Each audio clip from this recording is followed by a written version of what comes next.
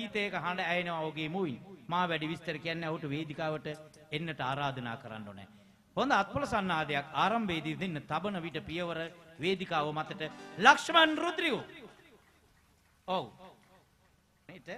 මේ Victor Perera Victor Perera කියන්නේ ඒ කාලේ අසහාය සංගීත අධ්‍යක්ෂවරයෙක්.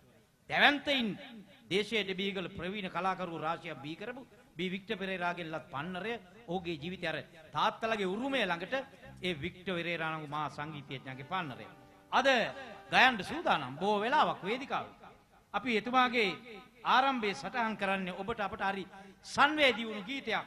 කඳුළු පිරුණු දැසේ ඔබේ සතුට පිරුණු දැසට කඳුළු පිරුණු දැස නම් වූ ගීතයේ මුසු කරමින් සොඳුරු නිමේෂයක් සජීවී කරන්නට සදලංකන් 70 සමග හොඳ අත්පොළ සන්නාදයක් දෙන්න ලක්ෂ්මන් රොද්රිගෝ.